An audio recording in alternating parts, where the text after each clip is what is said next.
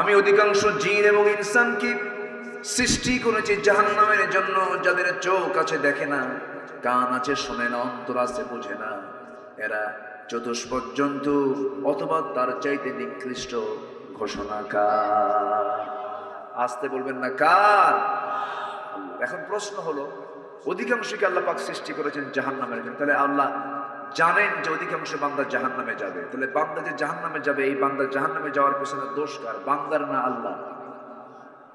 আল্লাহ। ভালো করে কন, কি বলবেন আল্লাহ? আল্লাহ না তো। এখানে বড় একজন চিকিৎসক বসে আছেন, উনি খুব ব্যস্ত মানুষ, ওনাকে পাইলেন কেন? ডাক্তার যে কত বড় একটা, মানে ওনাদের কোনো ঘুম নাই তো, 24 ঘন্টা ফোন খোলা রাখতে হবে। মাঝে মাঝে কি বলে, যারা পেশেন্ট যারা, তাদের ধমকও খাওয়া।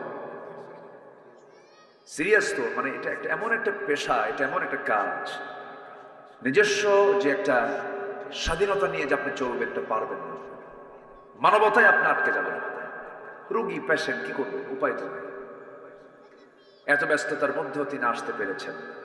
বলি আলহামদুলিল্লাহ, জোরে বলি আলহামদুলিল্লাহ। আমি দেখেছি চিকিৎসকরা কখনো নাস্তিক হয় না, চিকিৎসকরা আল্লাহওয়ালা হয়, তারা পজিটিভ থাকে আল্লাহর ব্যাপারে, আলহামদুলিল্লাহ বলে। কিন্তু অশ্শুআরা, সূরা শুআরা নামে একটা সূরা আছে, অশ্শুআরা ইয়াত্তাবিউহুমুল গাবুন, যারা কবি সাহিত্যিক, একটা পাগলা হয়। এরা কি হয় বলেন তো? এটা পাগলা পাগলা হয়, একটু আল্লাহরে নিয়ে মাঝে মাঝে উল্টা পাল্টাও করে। মানে কবিদের মধ্যে এই পথভ্রষ্টতা একটু বেশি স্থান পায়।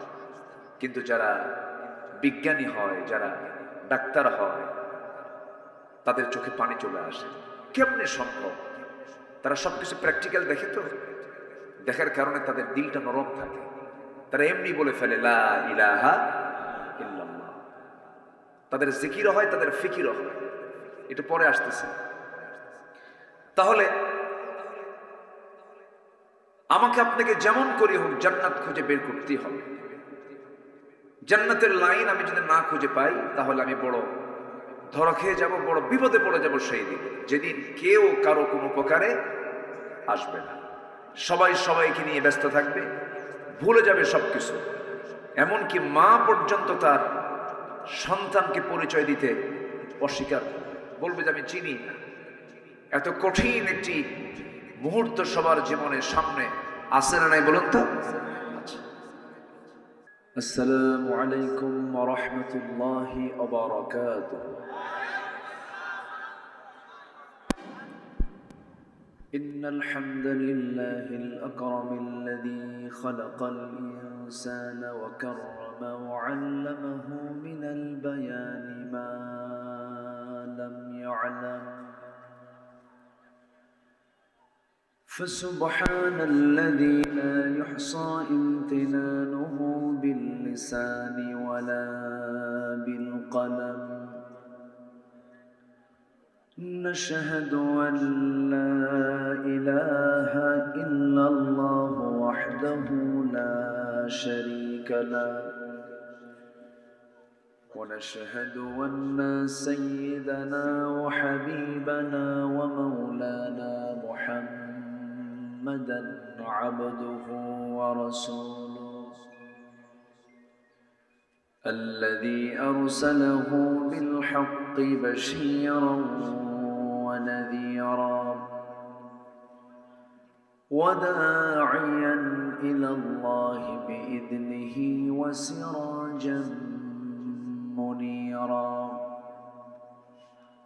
فقد قال الله تعالى في كلامه المجيد وفرقانه الحميد: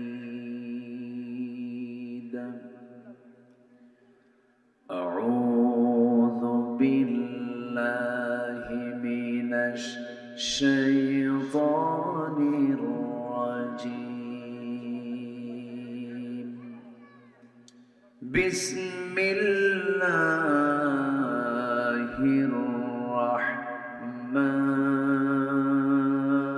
الرحمن الرحيم.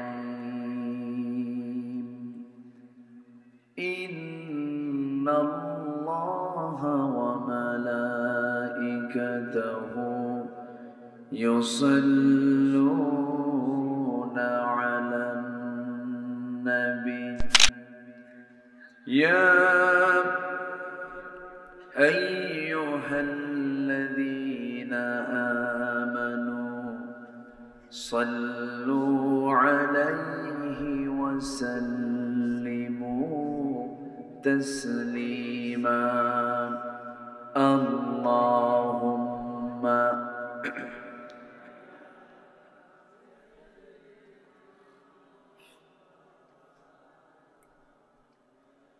وعلى آل سيدنا একটু মোহাম্মত দিয়ে নবীর প্রেমে মাতোয়ারা হয়ে জবান খুলে আওয়াজ দিয়ে সবাই বলুন আল্লাহুম্মা সাল্লি আলা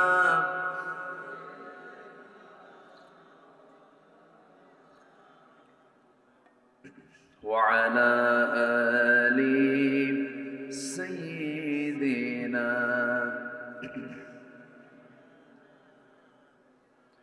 সবাই বলুন বালাগাল উলা বিকামালিহি কাশাফাত তুজা বিজামালিহি হাসনাত জামিউ খিসালিহি সাল্লু ভুনাই ফুলতো বুলবুল কা तरन्नुम फी लहो चमने दहर में कलियों का तबस्सुम फी लहो बलगल उला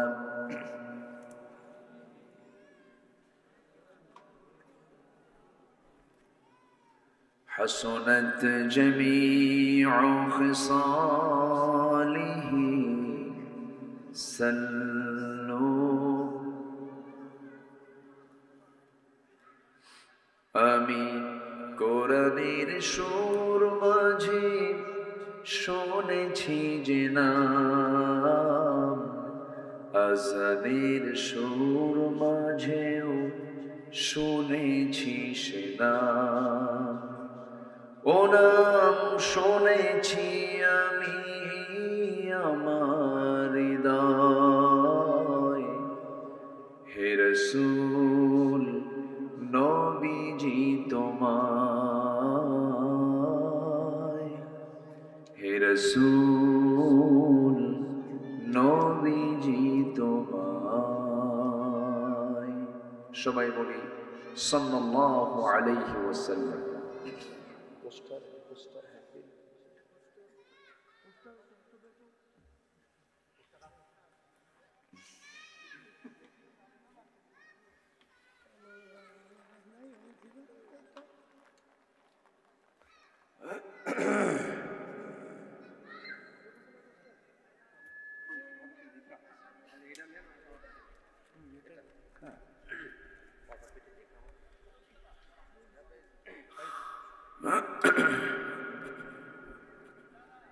প্রাকৃতিক সৌন্দর্যের অপরূপ লীলাভূমি সুন্দরবন লাগো অঞ্চল যশোর জেলার কেশবপুর উপজেলার কানাইডাঙ্গা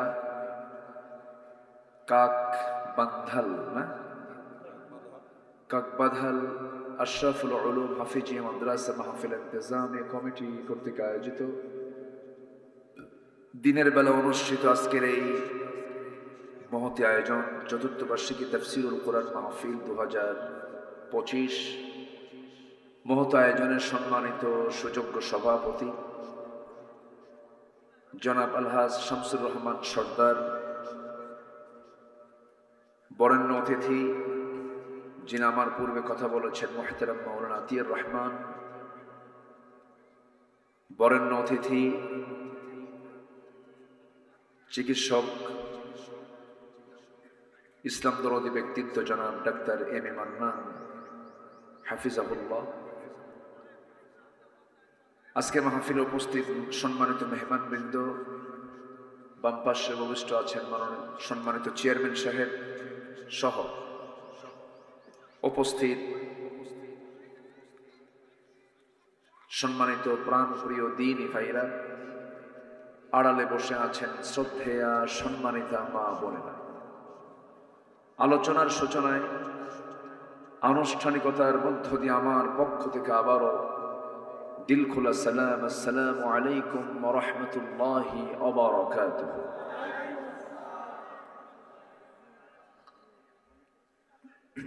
সবাই কেমন আছেন বলুন তো? আমাকে প্রশ্ন করে ফেললেন। আল্লাহ তাআলা আমাকে তো আপনার সাথেই বসে রেখেছেন। আপনি তো স্থলভাগে আছেন, আমি তো জলভাগে আছি। নিচে পানি না, নিচে পানি, আমরা পানিতে আছি আর আপনি স্থলে আছেন।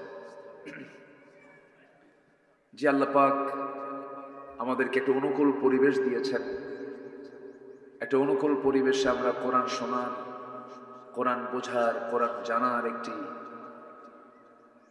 নিশ্চিন্ত একটি অনুকূল মুক্ত চিন্তা নিয়ে আমরা বসার সুযোগ পেয়েছি, যা কিছুদিন আগেও ছিল না। বিশেষ করে মাহফিল বাস্তবায়ন কমিটি যখন এটার উদ্যোগ নিতেন, বড় পেরেশানি কাজ করতো, তাদের মুখোমুখি করে দিত প্রশাসনে। থানায় যেতেন, জুতার তোলা ক্ষয় হতো। মাহফিলের একদিন আগে বলতো নাশকতার আশঙ্কা, তদন্ত গোয়েন্দা রিপোর্ট, মাহফিল হবে না। এই সমস্ত ক্ষতিগুলো তারা করত। জঙ্গিবাদের নাটক তৈরি করতো। আজকে এই 6 মাস কিন্তু জঙ্গিবাদের কিন্তু কোনো নাটক আমরা দেখি নাই। দেখবেন কেমন নাট্যকার তো নাই, যিনি এটার পরিকল্পনা করবেন তিনিই তো নাই, নাটক হবে কেমন? তো যাই হোক, আমরা সুন্দর একটি সময় বসতে পেরেছি, বলি আলহামদুলিল্লাহ। জোরে বলি আলহামদুলিল্লাহ। সবাই বলছে আল্লাহুম্মা আইন্নি আলা যিকরিকা ওয়া শুকরিকা ওয়া হুসনি ইবাদাতিকা। সবাই বলি আল্লাহুম্মা ইন্নী আসআলুকা আল হুদা ওয়াত তুকা ওয়াল আফাফা ওয়াল গিনা। আমরা আল্লাহ তাআলার শুকর আদায় করে নিলাম। আমার আগে মেহমানবৃন্দ তারা অনেক সুন্দর সুন্দর চমকপ্রদ কথা বলেছেন। আমি শেষ ক্লাসে খুব যে বেশি সময় নিয়ে কথা বলবো তাও না, তবে যতটুকু সময় আছে আমল যদি করার নিয়তে শুনি এবং আমরা বলি, এতটুকু সময় একটা মানুষের জান্নাত পাওয়ার জন্য যথেষ্ট কথা যদি কি আমলের নিয়তে শোনে, এই কথাগুলি বান্দাকে জান্নাতে নিয়ে যাবে। আমার নবীজি তার জীবনের সেরা ভাষণ দিয়েছেন ফি হাজ্জাতিল বিদা, বিদায় হজের ভাষণ দিয়েছেন। ওনলি 25 থেকে 30 মিনিট তিনি কথা বলেছেন। এমন কোন সাবজেক্ট নাই মানবতা নিয়ে, আখিরাত নিয়ে, সামাজিকতা নিয়ে, পারিবারিক জীবন নিয়ে এমন কিছু তিনি কথা বলেছেন যে নাতি দীর্ঘ বক্তৃতার মধ্যে পৃথিবীর সকল কথা এই কথার মধ্যে চলে আসছে। আলহামদুলিল্লাহ। এই জন্য আমরা যারা বসেছি, আমরা শুধু শুনতে এসেছি না আমলের নিয়তে এসেছি? আমলের নিয়তে এসেছি। আসুন আমরা ধীরে ধীরে আলোচনার দিকে চলে যাচ্ছি।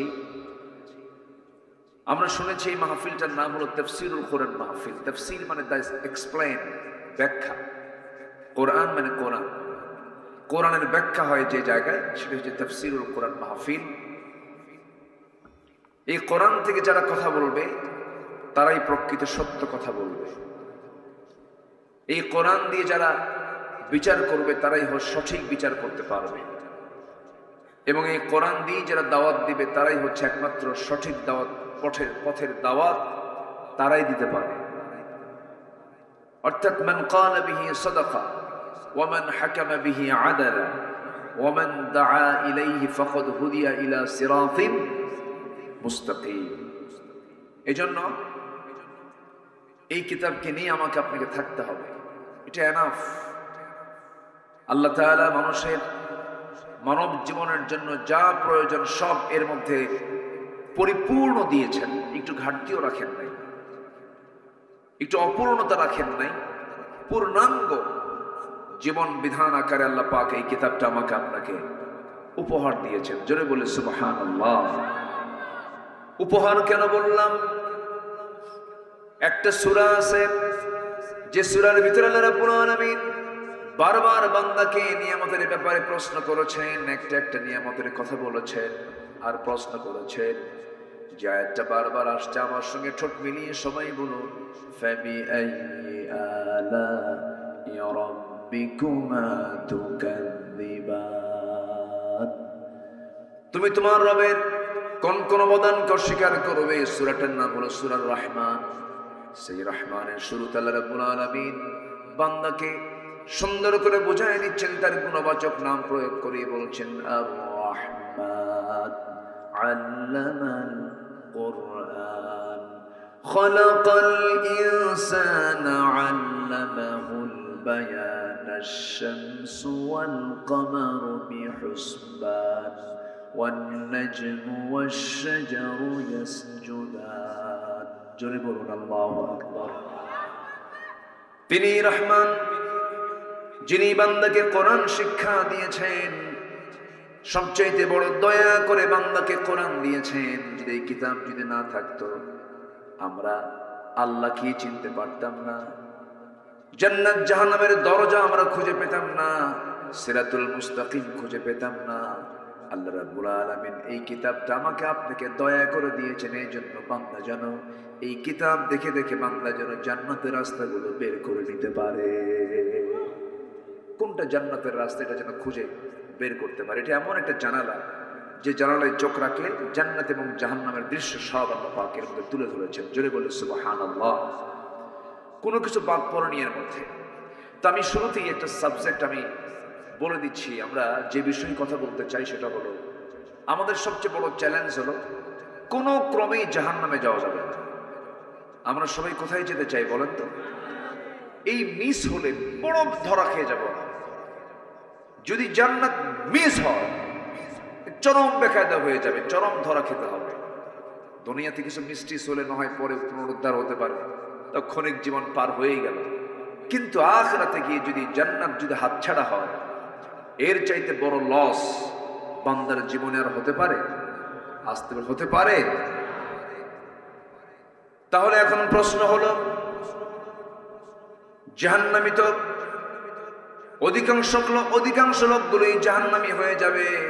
আল্লাহ রাব্বুল আলামিন সুন্দর করে এক জায়গায় ক্লিয়ার করে বলছেন, ওয়ালাকাদ যারানা লিজাহান্নামা কাসীরাম মিনাল জিন্নি ওয়াল ইনস লাহুম কুলুবুন লা ইয়াফকাহুনা বিহা ওয়া লাহুম আ'য়ুনুন লা ইউবসিরুনা বিহা ওয়া লাহুম আযানুন লা ইয়াসমাউনা বিহা উলাইকা কাল আনআমি বাল হুম আদাল।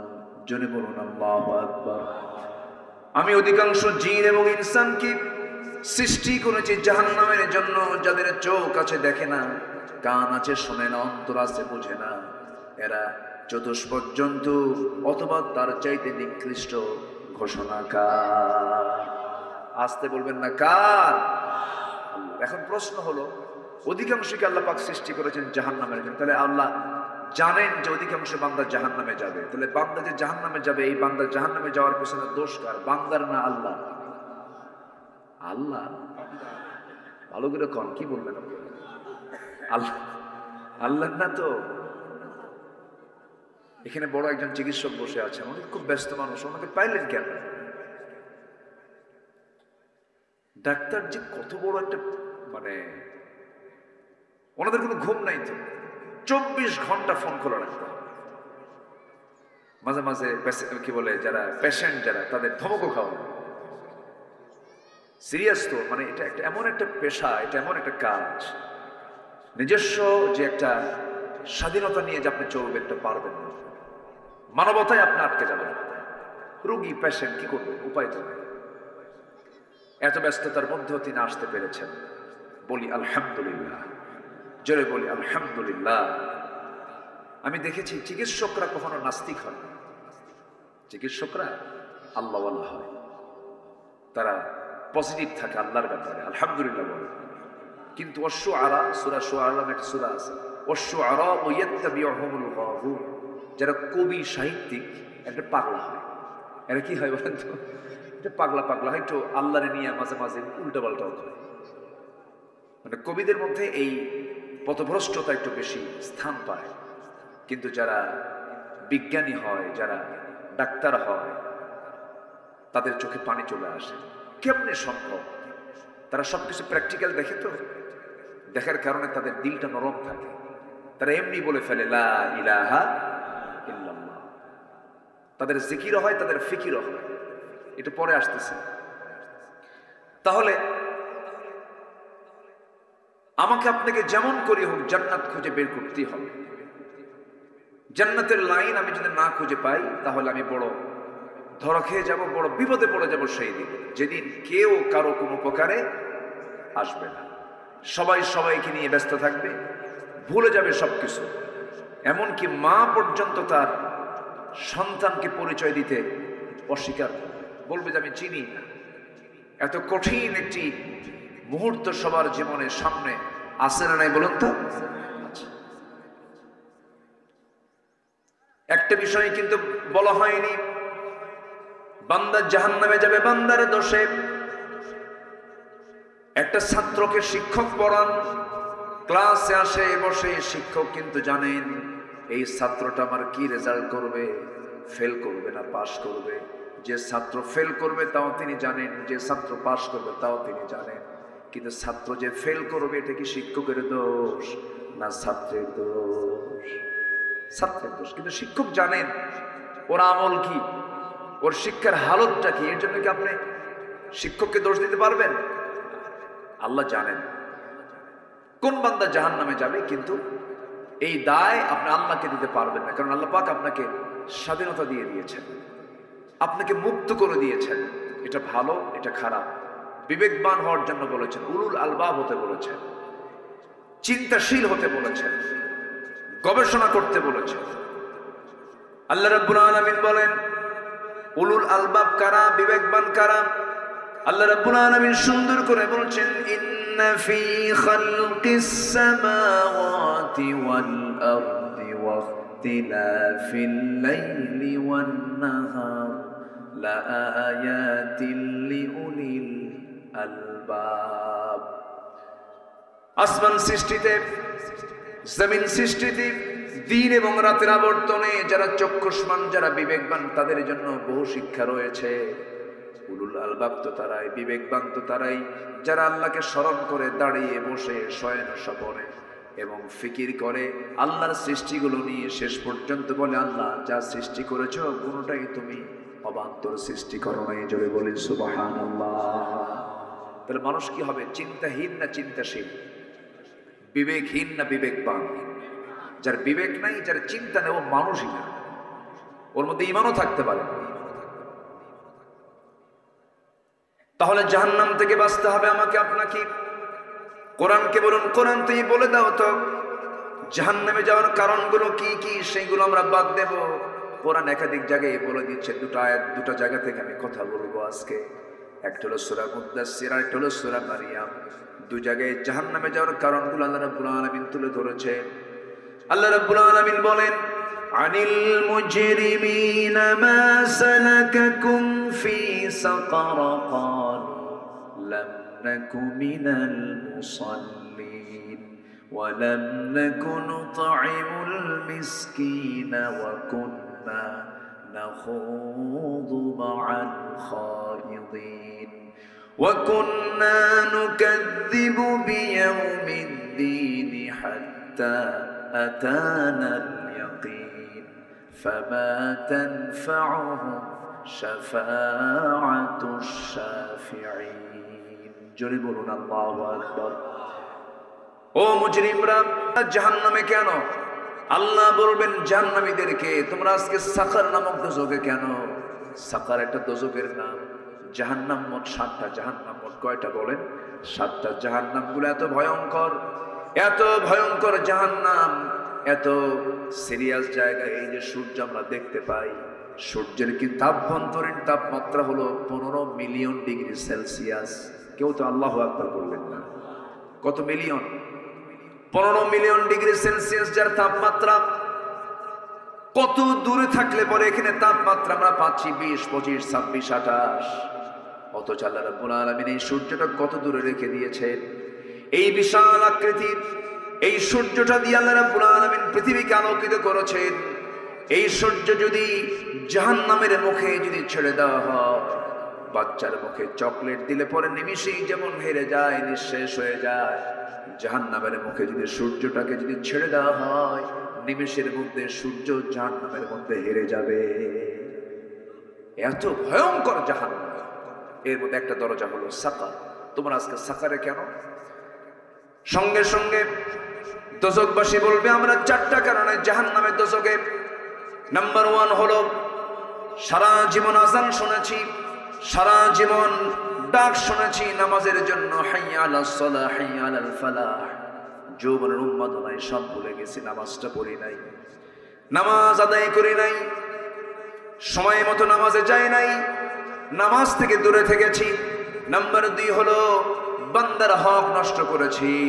নাম্বার 3 হলো সমালোচনা করেছি। নাম্বার 4 হলো পরকালকে অবিশ্বাস করেছি, বিচার দিবসকে অবিশ্বাস করেছি।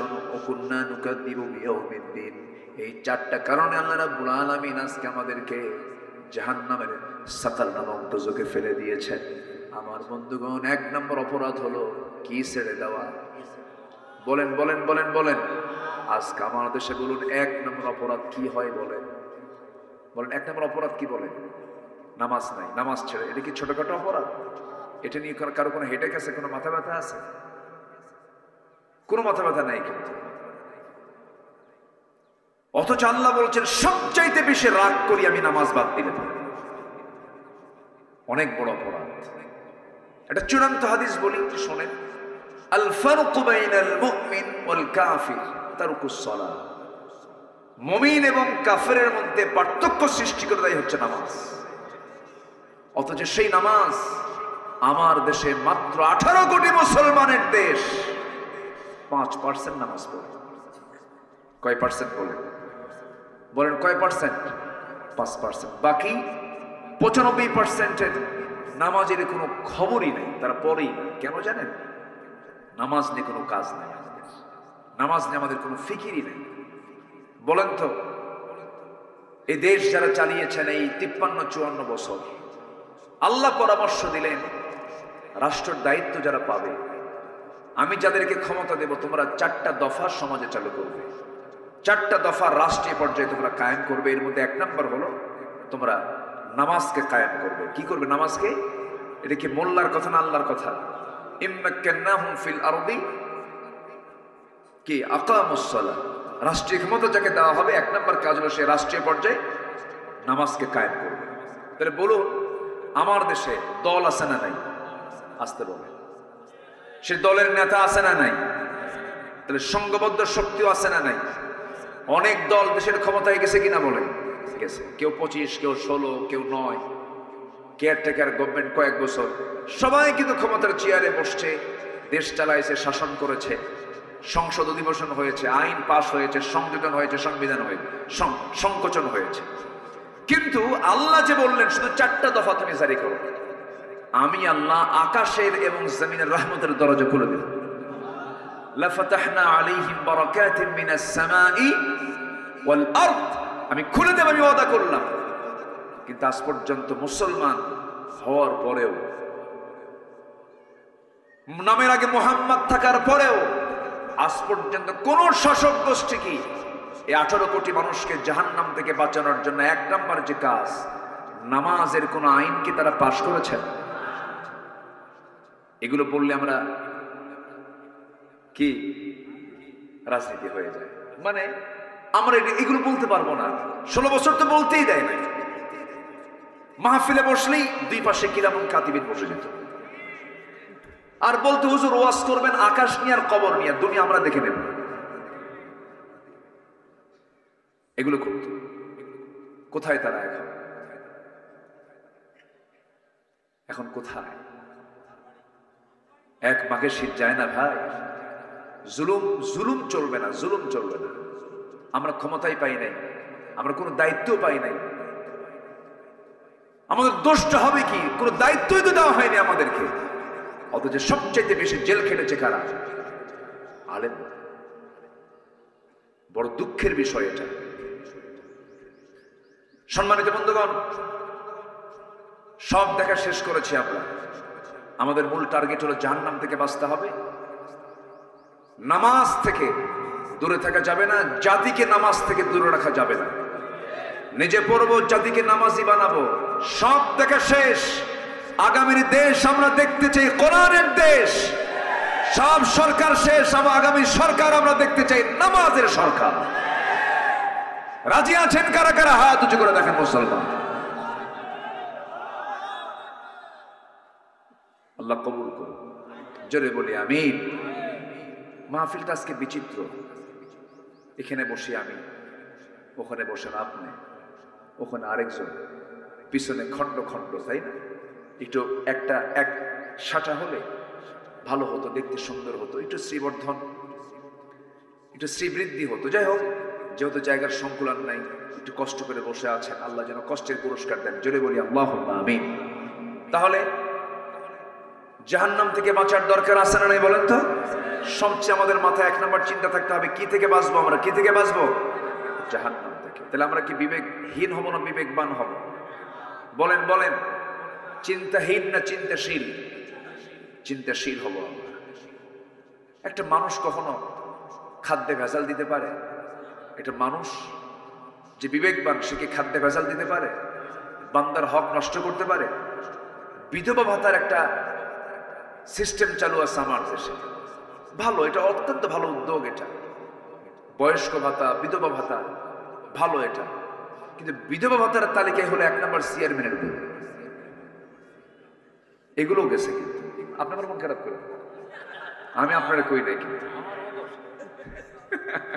এমনি জাস্ট একটা এজ এ এক্সাম্পল। কোথায় যাবেন আপনি?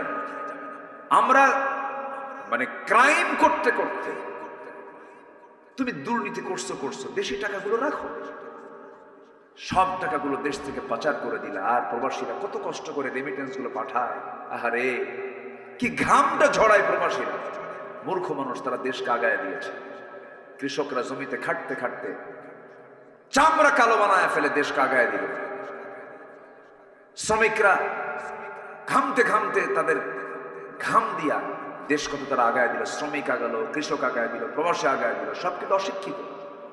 আর দেশকে পিছায় দিল কারা? এই নামধারী নেতৃত্বের অযোগ্য অথর্ব এই মূর্খ সমাজের কিছু লোকেরা। ওরা প্রকৃত শিক্ষিত নয়। এটা কলমের খোঁচা দিয়া 2 নম্বরই করে সব দেশের টাকাগুলো বাইরে পাচার করেছে। সম্মানিত বন্ধুগণ, নামাজ মানুষকে বাঁচায় অনেক অপকর্ম থেকে। সবাইকে নামাজ পড়বো না ইনশাআল্লাহ? সবাইকে নামাজ পড়তে রাজি আছি? সবার আগে এই মস্তকটা আমরা অবনত করব কার কাছে? আমরা সারেন্ডার করব কার কাছে? আল্লাহর কাছে। বনের সম্পত্তি বুঝে দেয় না, নিজের ভাই হয়ে নিজের বোনের সম্পত্তি মেরে ফেলে আপনাকে ছাড়বে? বোন কি দেয় না, আপনার দেবে? আমি আশ্চর্য হয়ে যাই। বোন, এদেশের কয়জন ভাই আছে বোনকে দেয় সম্পদ? বলে আছে? এলাকায় দেয়? ভালো করে কোন, ভালো করে কোন,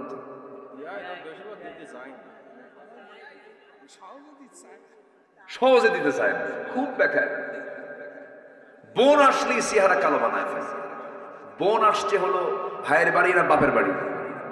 আসতে কর, বলেন, ভাইয়ের বাড়ি না বাপের বাড়ি? সে যদি বোন না হয়, যদি ভাই হতো, সে কি বাড়ি ছাড়ত? কিন্তু মাথায় তো নেওয়া দরকার। বোন, সে চলে গেছে বলে এই বাড়ি তার না। না, বাপ মারা গেছে 1 যুগ, বনকে সম্পত্তি বোঝায় দেয় না, ধানগুলো খায়, পুকুরের মাছগুলো খায়, আবার ওগুলো বেঁচে হজেও যায়। ওগুলো বেঁচে কোথায় যায়? কার সম্পত্তি? তো তুমি বনের সম্পত্তি দিয়ে হজ করলে হজ হবে? আমার মায়েরা খুব খুশি, হুজুর ভালো করে কর, ভাই কিছু বসে আছে, এটা বলা দরকার। তো রাগ করতেছেন নাকি আপনারা? বনকে দিতে চায় না সম্পদ, সম্পর্ক নষ্ট পর্যন্ত করে ফেলে। আবার কিছু টেকনিকও করে, কিছু কিছু ভাই আছে বন মাঝে মাঝে দাওয়াত দেয়, বন হিসেবে দাওয়াত দিতেই হবে, এটা আত্মীয়র হক। কিন্তু এই দাওয়াতের মূল ধান্দা হলো সম্পদ কেমনে টেকনিক্যালি নেওয়া যায়। বনকে দাওয়াত দেয়, সাদিক আলীর গোষ্ঠ, সাদিক আলীর মিষ্টি নিয়ে আসে। কোথায় যাবে এটা? জামতলা না? জামতলা, হ্যাঁ, জামতলার সাদিক আলী গোল্লাপ, কুমিল্লার রসমালাই, টাঙ্গাইলের চমচম, নাটোরের কাঁচাগোল্লা, বগুড়ার দই, যশোরের খই, সবগুলো এক জায়গায় জমা করে বোনকে দাওয়াত দিয়া, সুন্দর করে খাওয়া দিয়া, সুন্দর করে পাম্পট্টি দিয়া শেষে বলে, বোন একটা কথা বলবো কি, এই যে তোমার জন্য 1 ভরি 2 ভরি স্বর্ণের চেন নিয়ে আসছে, চিনটা তোমার গলায় দাও। আর একটা কথা বলি বোন, রাগ করো না, অংশ নিল কিন্তু ধ্বংস হয়। দেখছেন কত বড় শয়তান! এতক্ষণ যা কিছু করছে মূল লক্ষ্য হলো কি? সম্পত্তি মেরে খাওয়া, সম্পত্তি মেরে খাওয়া। এগুলো করা যাবে না, এগুলো বিবেকবানের কাজ নয়। ইমানদার চিট হবে না, ইমানদার প্রতারণা করবে না, ইমানদার আমানতের খেয়ানত করবে না, ইমানদার মিথ্যা সাক্ষী দেবে না, ইমানদার হিংসা করবে না, ইমানদার অহংকার করবে না, ইমানদার অন্যের দোষ খুঁজে বেড়াবে না, নিজের দোষটাকে খুঁজে বেড়ার চেষ্টা করবে।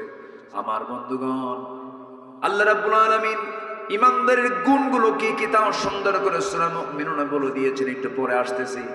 আমার ভাইয়েরা, ইমানদার কখনো আমানতের খেয়ানত করতে পারবে না, ইমানদার খাদ্যে কখনো ভেজাল দিতে পারবে না। আমি একটা জিনিসের প্রতি আমার খুব লোভ কাজ করে, একটা খাবার আমি খুব পছন্দ করি, সেটা হলো খাবার, যদিও না বললে ভুল হবে, এটা পানীয় জিনিস। আল্লাহ রাব্বুল আলামিন এটাকে এত বরকতময় করেছেন, এই জিনিসটা খুব সুন্দরবনেই বেশি হয়, খুলনা অঞ্চলেই বেশি হয়। তার নাম কি? এই মাইক এরকম সোঁসো করে কেন? এই ছেলে পেলে এখানে নড়াচড়া করতেছে কেন? নড়াচড়া করতেছে কেন? ছেলে পেলেগুলো এক জায়গায় রাখেন। জি, মধু কোথায় পাওয়া যায় বেশি বলেন তো? এটা হচ্ছে এই 55,000 বর্গ মাইলের মানুষের জন্য একটা স্পেশাল ফ্যাক্টরি মহান রব্বুল আলামিনের। জোরে বলে সুবহানাল্লাহ। এই দায়িত্ব কোন প্রাণীকে দিয়েছেন? কোন প্রাণীকে দিয়েছেন? মৌমাছিকে। আল্লাহ যদি এই মৌমাছিকে না দিয়ে যদি মানুষকে দিতেন তাহলে কি হতো বলেন তো?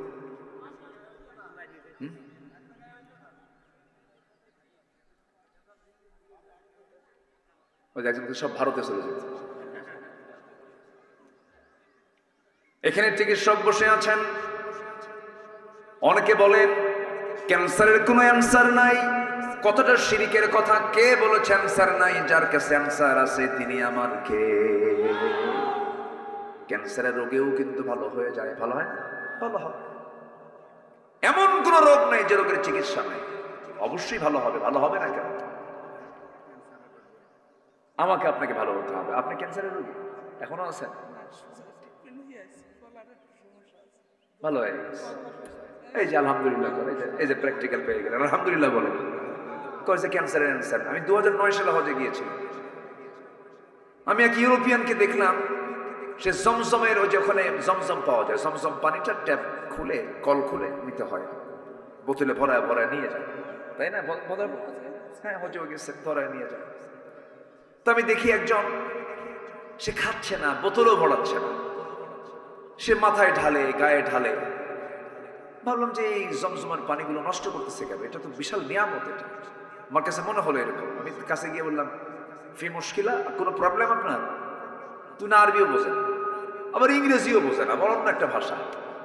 তো আমি এখন ইশারা ইঙ্গিতে, বোবার মতো বলে না কথা, বোবার সাথে কথা বলা যায় না? বলা যায়। তো আল্লাহ পাক তো সবই দিয়েছেন মানুষকে। আমি তাকে বললাম, আপনি এগুলো করতেছেন কেন? তো বলতেছে, 20 দিন আগে আমি মক্কা আসছি, আমার ক্যান্সার হয়েছে, স্কিন প্রবলেম, স্কিন ক্যান্সার। তো ডাক্তার আমাকে মানা করে দিয়েছেন। আমি ভাবলাম যে একটু আল্লাহর ঘরে যাই। আসছে। জমজম বলে জমজম খাই, গায়ে লাগাই, পেট ভরে ভরে খাচ্ছে। গত 2 দিন আগে চেক আপ করে দেখি ক্যান্সারটা আমার ভিতরে নাই। আর কি হয়? ওষুধ হয়, ওষুধ হয় কিনা বলেন? জমজম পানিটা হলো এমন পানি, সব পানি বসে বসে পান করতে হয়। এই পানিটা রাসূল দাঁড়ায় দাঁড়ায় পান করেছেন আর দোয়া করেছেন, আল্লাহুম্মা ইন্নী আসআলুকা ইলমান নাফিআ ওয়া রিজকান ওয়াসিআ ওয়া শিফাআন মিন কুল্লি দাইন। এই পানি পান করলে শুধু তৃষ্ণাই নিবারণ হয় না, সব পানিতে শুধু তৃষ্ণা নিবারণ হয়, কিন্তু জমজমের পানি পান করলে তৃষ্ণাও নিবারণ হয়, ক্ষুধাও নিবারণ হয়। জোরে বলে সুবহানাল্লাহ। এক্সট্রা একটা গুণ আল্লাহ পাক এই পানির মধ্যে দিয়েছেন। আজওয়া খেজুর আছে, আজওয়া খেজুর সহিহ হাদিস। যদি কোনো বান্দা সকালবেলা খালি পেটে 7টা করে আজওয়া খেজুর খেতে পারে, রাসূল নিজেই চিকিৎসা দিয়েছেন। রাসূল বলছেন তার কাছে কোনো অনিষ্ট স্থান পাবে না, সে সুস্থ হয়ে যাবে। এবার মধু নিয়ে কথা বলতেছেন কে? আসতে বলবেন না, কে কথা বলছেন? এবার আল্লাহ কি দিলেন দেখেন। সুন্দরবনে, কোথায় দিলেন? সুন্দরবনে দিলেন। সুন্দরবন আমার আপনার জন্য নিয়ামত, বলি আলহামদুলিল্লাহ। সুন্দরবন পাহারা দেয় কে? বলেন কে পাহারা দেয়? মানুষকে দায়িত্ব দিলে থাকতো, ওই গাছগুলো থাকতো। বন খেকো ওসমান হয়ে যেত, সব বন খেকো ওসমান হয়ে যেত। ইতিহাস যাদের জানা আছে, নাম বলা মাত্রই তো বোঝার কথা। আমার বন্ধুগণ, ওই মৌমাছিকে আল্লাহ রাব্বুল আলামিন ওই সুন্দরবনে পাঠায়া দিলেন, বনে বনে পাঠায়া দিলেন। বনে পাঠায়া দিয়া তাদেরকে কহি দিলেন আল্লাহ রাব্বুল আলামিন যে তথ্যগুলো 3000 বছর আগে দিয়েছেন। অস্ট্রিয়ার একজন বিজ্ঞানী কার্ল ভন ফ্রিজ তার নাম। তিনি 1973 সালে মৌচাক এবং মৌমাছি নিয়ে গবেষণা করেছেন। একটা বইও তিনি লিখেছেন, দ্য ড্যান্সিং বিস। তিনি ওই বইয়ের মধ্যে 3টা তথ্য তিনি গবেষণা দিয়েছেন। এই 3টা তথ্য তিনি দিয়েছেন 73 সালে, আর এই 3টা তথ্য দিয়েছেন মহান রব্বুল আলামিন 3000 বছর আগে। মিলে গেছে, বিজ্ঞান যা বলেছে কোরআনের সঙ্গে তা মিলে গেছে। আমার বন্ধুগণ, কার্ল ভন ফ্রিজ বললেন, 1 নাম্বার, কোন পুরুষ মৌমাছি মৌচাকে থাকে না, মৌচাকে মধু আনে না। ফিমেল ওয়ার্কার বি, যেগুলো মহিলা মৌমাছি, তারা এগুলো কাজগুলো করে। মৌমাছি মধু সংগ্রহ করে মৌচাকে ভরায়। আল্লাহ রাব্বুল আলামিন 1500 বছর আগে বললেন, ওয়া আওহা রাব্বুকা ইলান নাহলি আন ইত্তাখিযি মিনাল জিবালি বুয়ুতা। আন ইত্তাখিযি মুয়ান্নাসের সিগা, স্ত্রীলিঙ্গের সিগা। এটা আলেম ওলামা যারা আছেন তারা বুঝতে পারছেন। আল্লাহ রাব্বুল আলামিন বলল, ও মহিলা মৌমাছি, রানী মৌমাছি, সুন্দর করে গাছের ডালে পাহাড়ের পাদদেশে বাসা বানাও। এত সুন্দর করে আগে তথ্যটা দিয়েছেন তিনি আমার, কে বলেন? আল্লাহ। নাম্বার 2 হলো সেই কার্ল ভন ফ্রিজ তিনি প্রমাণ করলেন, কোন মৌমাছি, একটা কর্মী মৌমাছি যদি কোনো ফুলের বাগান বা উদ্যানের যদি কোনো খোঁজ পেয়ে যায়, সঙ্গে সঙ্গে সেখান থেকে সে গ্রুপ মেসেজ দেয়। কি মেসেজ দেয়? গ্রুপ মেসেজ দেয়, সবার কানে কানে সংবাদটা পৌঁছায় দেয়। এটার নাম ওই বিজ্ঞানে দিয়েছেন the wagon dance. Wagon dance যা পৃথিবী সারা ফেলে, অথচ এই পুরাতন তথ্য 1500 বছর আগে মহান রব্বুল আলামিন কোরআনে বলে দিয়েছেন। জোরে বলে সুবহানাল্লাহ। কোরআন বলতেছে, সুম্মা কুলি মিন কুল্লি সামারাতি ফাসলুকি সুবুলা রাব্বিকি যুলুলা। জোরে বলুন আল্লাহু আকবার। নাম্বার 3 হলো এই মৌমাছি বিজ্ঞানের নিখুঁত করে গবেষণা করেছেন। যখন কোনো ফুলে বসে, ওই ফুলের মধুগুলোকে, রসগুলোকে, রংগুলোকে, পানিগুলোকে সে তার মুখে শুধু নেয় না, সে তার পেটের মধ্যে তুলে নেয়। যখন সে তার মৌচাকে চলে আসে, সম্পূর্ণ মধুটা তার পেট থেকে বের করে। মধু বের হয় মৌমাছির পেট থেকে, মৌমাছির পেট থেকে বের হয়।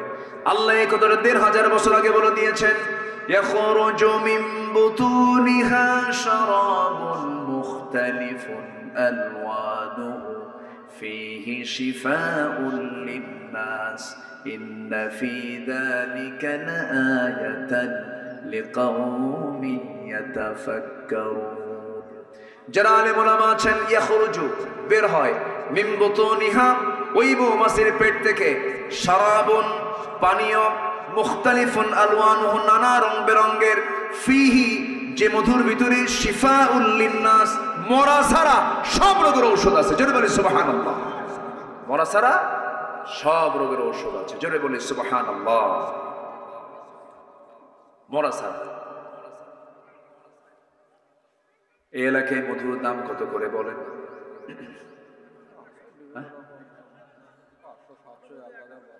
ভালো মধু 1000 না, মনে হয় না, মনে হয় ওর মধ্যে কিছু ঢুকায় মনে হয়। আছে কিছু, আছে না এরকম আছে, ঢুকানোর মধ্যে কিছু লোক আছে কিনা বলেন। এখন আমি একটু বলি, এই মধুটা তৈরি করতে মৌমাছিকে কি পরিমাণ পরিশ্রম করতে হয়েছে। গবেষণায় এসেছে 1 পাউন্ড মধু বানাতে 1 পাউন্ড মধু বানাতে 550 মৌমাছিকে 20 লক্ষ ফুলে ভ্রমণ করতে হয়। কেউ তো সুবহানাল্লাহ বললেন না। 550 মৌমাছিকে 20 লক্ষ ফুলে তার ভ্রমণ করতে হয়। একটা মৌমাছিকে 80,000 কিলোমিটার পথ পাড়ি দিতে হয়। 80,000 কিলোমিটার পথ পাড়ি দিতে হয় একটা মৌমাছিকে।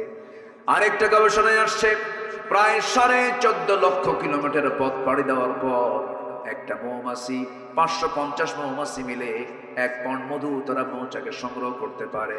14.5 লক্ষ কিলোমিটার পথ অতিক্রম করা মানে গোটা পৃথিবীকে 3 বার প্রদক্ষিণ করা সম্ভব। এখন বলুন, এই মৌমাছির তৈরি করা মৌচাকের মধুতে যদি কেউ কিছু জীবাণু, কিছু যদি সেখানে ভেজাল ঢুকায় দেয়, মিষ্টির শিরা ঢুকায় দেয়, কোনো ভেজালি করে ফেলে, আমি তো মনে করি তার ফাঁসি 1 বার হওয়া দরকার না 12 বার হওয়া দরকার। কি আমি কি ভুল বলতেছি? চিন্তা করেন। আল্লাহ রাব্বুল আলামিন মৌমাছির নামে একটা সূরা নাযিল করেছেন, সূরাতুন নাহল। সূরাতুন নাহল একটা সূরার নাম দিয়েছেন মৌমাছি নামে। এটা বিশাল ব্যাপার। অনেক তথ্য আছে, ঘন্টার পর ঘন্টা চলে যাবে, শেষ হবে না। এই বিষয়টা অনেক অনেক লম্বা, অনেক লম্বা, অনেক লং। চলমান গবেষণা এগুলো চলছে, এখন আপডেট চলছে, বিভিন্ন লাইব্রেরিতে এগুলো নিয়ে গবেষণা চলছে। মৌচাকের দরজায় এক ঝাঁক র‍্যাব, সীতা, কোবরার মতো অ্যাডমিনিস্ট্রেশন কিছু মৌমাছি থাকে, ওরা প্রশাসন চালায়। যদি কোনো কর্মী মৌমাছি মধু নিয়ে ঢুকতে নিয়ে যদি তাদের পায়ে যদি কোনো ময়লা আবর্জনা থাকে, মধু নষ্ট হয়ে যাবে, মৌচাকে জীবাণু ঢুকে যাবে। এজন্য করে কি, এই পুলিশ মৌমাছিগুলো সব এক জায়গায় হয়ে যেগুলো পায়ের মধ্যে ময়লা ঢুকতে চায়, এক কামড় মেরে তাকে দুনিয়া থেকে বিদায় করে দেয়। কেউ কি সুবহানাল্লাহ বলবেন না? তাও যেন মধু নষ্ট কেউ না করতে পারে। আমার বন্ধুগণ, আবার মৌচাকের ভিতরে নির্দিষ্ট একটা তাপমাত্রা আছে। মধুরকে ঠিক রাখার জন্য তার স্বাভাবিক তাপমাত্রা হলো 35 ডিগ্রি সেলসিয়াস। যদি এটা 40 ডিগ্রি সেলসিয়াস হয়ে যায়, মধুর কার্যকারিতা নষ্ট হবে। এটা ভেবে আল্লাহ রাব্বুল আলামিন মৌমাছিকে অর্ডার দিয়েছেন, তারা কি করে, সব মৌমাছি এক জায়গায় হয়ে যায়। 2টা পাখা তারা ঝাপটাতে থাকে, নড়াতে থাকে, নড়ায় নড়ায় করে কি ভিতরের বাতাসগুলো, গরম বাতাসগুলো বাইরে বের করে দেয়। যখন 35 ডিগ্রি সেলসিয়াস হয়ে যায় তখন তারা থেমে যায়। আবার যদি তাপমাত্রা নিম্নগামী হয়, নিচের দিকে চলে যায়, 30-এ চলে আসে, তখন পাখাটা উল্টা করে বাতাস দিয়ে দিয়ে ভিতরটা গরম করে ফেলে। জোরে বলে সুবহানাল্লাহ। আল্লাহ বলছেন, বান্দা আমি তোরে কত চেষ্টা করি তোকে ভালো রাখার জন্য, তোর খাবার দেই, তোর সমস্ত কিছু দায়িত্ব আমি নেই, মাথা থেকে পা পর্যন্ত সব দেখার দায়িত্ব আমার। আল্লাহু আকবার বলেন। এনারা তো মানুষের গোটা দেহের মধ্যে যান, মাথা থেকে পা পর্যন্ত যা দেওয়া হয়েছে সম্পূর্ণ কার অবদান? আল্লাহর। সে আল্লাহ বলছেন, বান্দা তুই নামাজ পড়িস না? জি জি, না ঠিক আছে, আমি কি শেষ করে দেব? আলোচনা চালাবো? জোরে বলি ইনশাআল্লাহ। জিকির করি লা ইলাহা,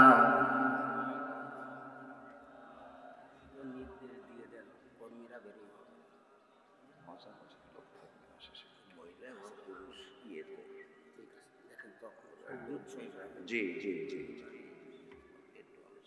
পড়ার ব্যাপারে জি বলবো জি ইনশাআল্লাহ। একদিন তো সব সাবজেক্ট আসে না। জি, আমাকে আপনারা কি কষ্ট পাচ্ছেন নাকি আমি আলোচনা চালাই? তাহলে জাহান্নামে যাওয়ার কারণগুলো আমরা শিখেছি চারটা। নাম্বার 1 হচ্ছে কিনা পড়া। আচ্ছা, বউ যদি নামাজ না পড়ে কি করবে? দেখছেন কি অ্যাকশন, খাটের থেকে আলাদা করে দিল,